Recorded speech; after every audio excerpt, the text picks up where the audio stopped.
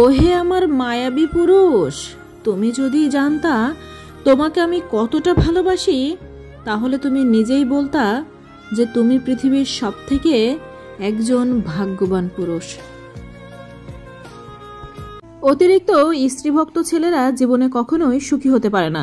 এরা নিজের সবকিছু দিয়ে স্ত্রীকে ভালোবাসলেও দিন শেষে দেখা যায় সেই স্ত্রীর কাছ থেকে না পায় ভালোবাসা আর না পায় সম্মান।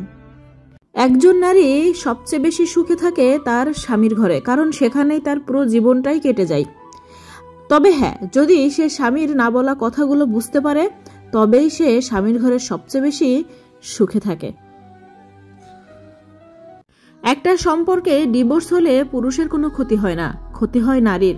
তাই বোন, যাই কিছু হয়ে যাক না কেন, স্বামীর সাথে যতই অশান্তি বাঁধুক না কেন, সেটা নিজেরাই নিজেদের মধ্যে ঠিক করে নেবেন, কিন্তু কখনোই ডিভোর্স দিবেন না। ভাইরে, গুরুত্বটা তোমার স্ত্রীকেই বেশি দিও, কারণ তোমার মায়ের জন্য তোমার বাবা আছে, তোমার ভাইয়ের জন্য তার স্ত্রী আছে, তোমার বোনের জন্য তার স্বামী আছে, কিন্তু তোমার স্ত্রীর জন্য দিন শেষে তার হাসি কান্না বোঝার জন্য তুমি ছাড়া আর কেউ নেই। একজন স্ত্রী তার স্বামীর কাছ থেকে শুধু সাপোর্টটা খুব চায়।